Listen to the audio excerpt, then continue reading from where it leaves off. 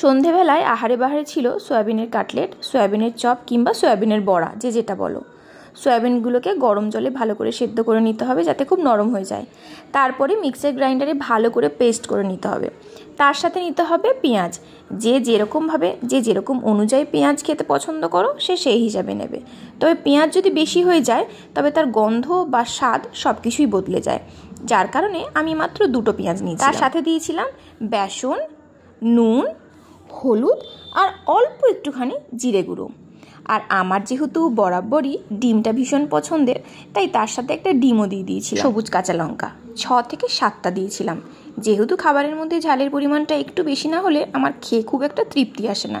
তবে বিভিন্ন ধরনের মানুষের বিভিন্ন স্বাদ তো আলাদা হয়, তাই লঙ্কা, নুন এবং চিনি এটা প্রত্যেককে নিজস্ব স্বাদ অনুযায়ী নির্ভর করে। তাই তোমরা যখন রান্না করবে নুন, চিনি আর লঙ্কা এটা নিজেদের ধরন অনুযায়ী এবং নিজেদের খাবার ক্ষমতা অনুযায়ী তোমরা সেটা ব্যবহার করো। তো যাই হোক, এবার আসি খাবার প্রসঙ্গে। সেই মিশ্রণগুলোকে হাতে করে চ্যাপটা চ্যাপটা করে একটা চ্যাপ্টার আকার দিয়ে দিলাম। তারপরে কড়াইয়ের মধ্যে অল্প অল্প তেলে সেগুলোকে সেঁকে নেওয়া এবং ভাজা, এই দুটোর মাঝখানে রেখে সেগুলোকে কম আঁচে মানে ধিমি আঁচে সেগুলোকে অল্প অল্পভাবে ভেজে নিলাম।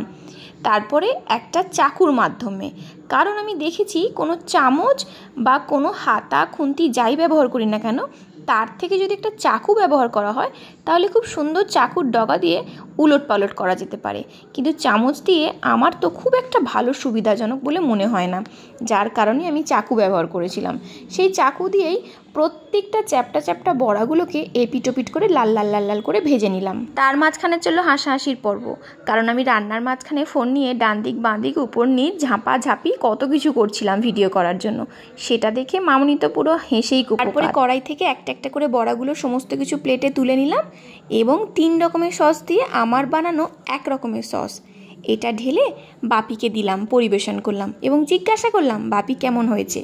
বাপি তো এক গাল হেসে বলল দারুণ হয়েছে।